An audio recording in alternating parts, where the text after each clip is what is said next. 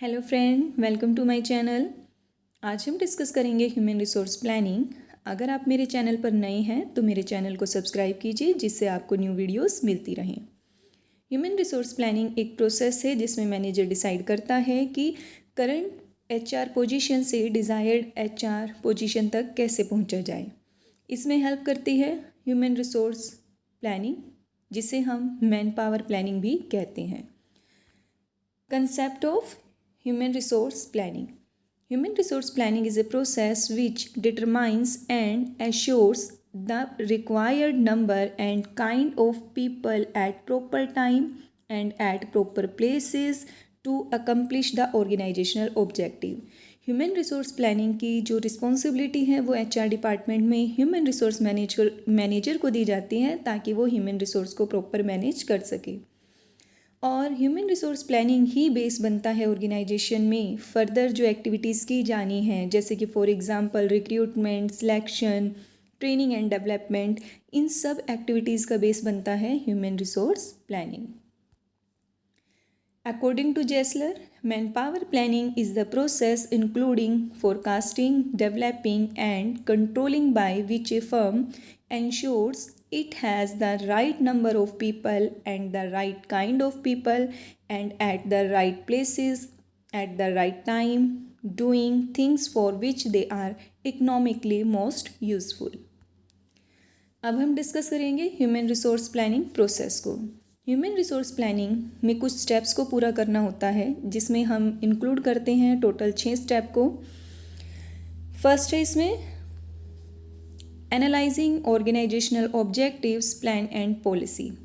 जो भी person human resource planning में इन्वॉल्व है उसे ऑर्गेनाइजेशन का जो मेन ऑब्जेक्टिव है, जो प्लान है, पॉलिसीज़ हैं, वो क्लियरली पता होनी चाहिए, उसे अंडरस्टैंड होनी चाहिए। जब तक उसे ये पता ही नहीं होगा तो उसे भी एक डायरेक्शन नहीं मिल पाएगी कि उसे किसके लिए प्लानिंग करनी है और कैसे प्लानिंग करनी है। और साथ ही इन ऑब्जेक्टिव्स, प्लान और पॉलिसी को एनालाइज करने के लिए उसे एक्सटर्नल और जो इंटरनल फैक्टर्स हैं उसे स्टडी करना होगा, ताकि हमारे ऑर्गेनाइजेशन में जो हम स्वॉट एनालिसिस का कंसेप्ट यूज़ करते हैं अपनी स्ट्रेंथ, वीकनेस, अपॉर्चुनिटी और थ्रेट्स को जानने के लिए, उन सब के लिए हम जो हैं एक सही डायरेक्शन में एफर्ट लगा सके। इसीलिए ऑर्गेनाइजेशन की पॉलिसीज़, ऑब्जेक्टिव और प्लान को एनालाइज किया जाता है। सेकंड स्टेप है forecasting human resource demand. Objectives को एनालाइज करने के बाद उस ऑब्जेक्टिव को अचीव करने के लिए कितनी ह्यूमन रिसोर्स की डिमांड रहेगी उसे फोरकास्ट किया जाता है, जिसके लिए कुछ टेक्निक्स को यूज़ किया जाएगा। जैसे कि इसमें फर्स्ट है मैनेजरियल जजमेंट। मैनेजरियल जजमेंट एक इम्पॉर्टेंट प्रोसेस है, इसमें इम्पॉर्टेंट टेक्निक है। इसके अंदर फर्दर 2 अप्रोच को यूज़ किया जाता है, bottom up approach and top down approach. Bottom up approach में लाइन मैनेजर डिपार्टमेंट में जितनी रिक्वायरमेंट है ह्यूमन रिसोर्स की उसकी इन्फॉर्मेशन प्रोवाइड करता है टॉप मैनेजमेंट को, ताकि वो उसे प्रोवाइड की जा सके। सेकंड अप्रोच है टॉप डाउन अप्रोच।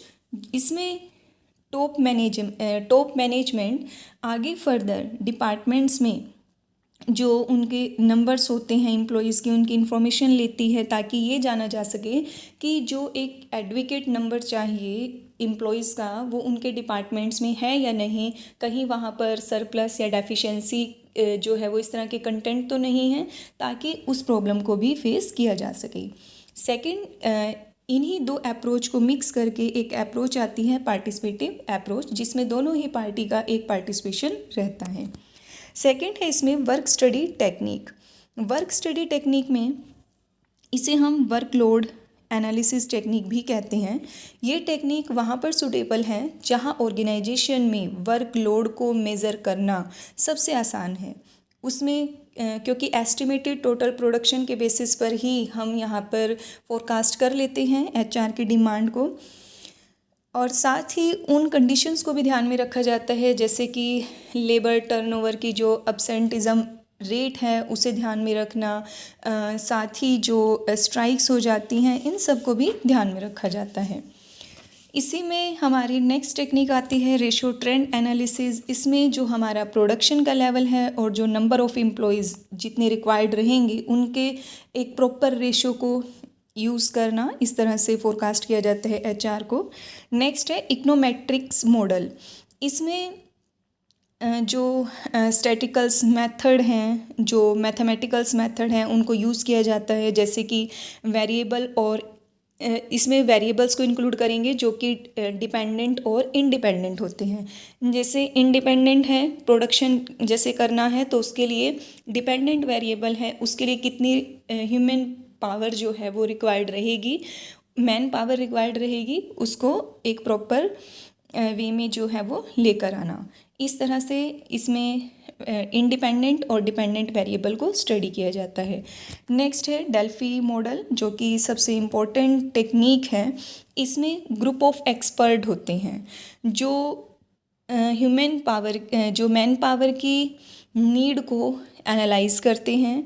जो भी उनके कुछ क्वेश्चंस होते हैं, डाउट्स होते हैं, वो उनको सोल्व करते हैं ताकि एक प्रॉपर रिपोर्ट वो बना सके। और ये एक कॉन्टीन्यूसली चलने वाली प्रोसेस है, क्योंकि वो टाइम टू टाइम सिचुएशन को जो है वो स्टडी करते हैं, ह्यूमन रिसोर्स की जो एक रिक्वायरमेंट्स होती हैं, ताकि वो टाइम पर पूरी की जा सके।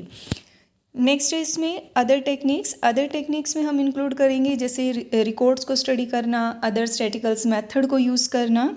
इस तरह से ऑर्गेनाइजेशन में ह्यूमन रिसोर्स डिमांड को फोरकास्ट किया जाता है।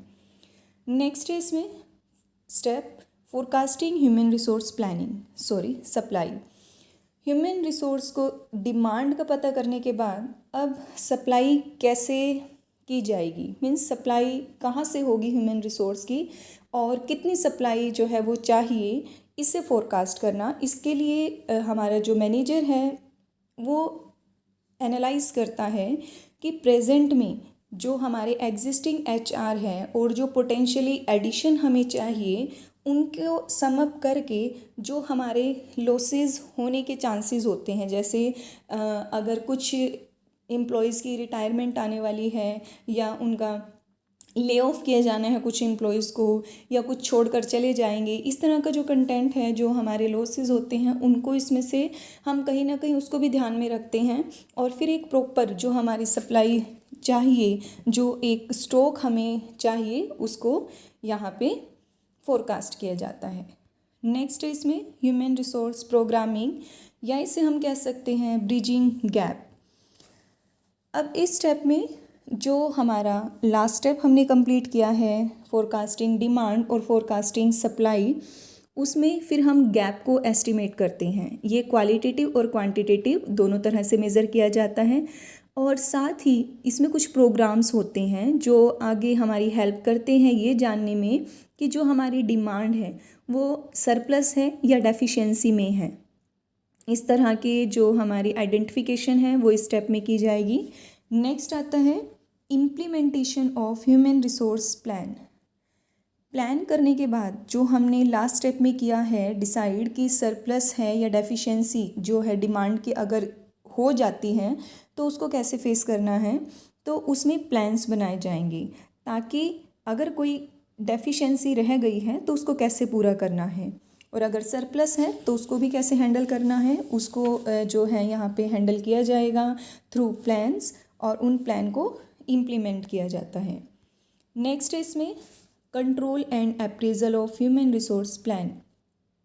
जो ह्यूमन रिसोर्स प्लान इम्प्लीमेंट किया गया है उसे टाइम टू टाइम कंट्रोल करना, उसको मॉनिटर करना भी ज़रूरी है, ताकि हमारी प्लानिंग में जो वेरिएशन आए हैं या जो हमारे सामने रियल सिचुएशन बनी है, अगर वो डिमांड कर रही है कि ह्यूमन रिसोर्स प्लानिंग में जो हमने प्लान बनाया है कि उसमें चेंजेस किए जाएं, तो उन चेंजेस को भी करना ज़रूरी हो जाता है। इसीलिए हमारा human resource manager human resource planning को टाइम टू टाइम मॉनिटर करता है, उसकी चेकिंग करता है।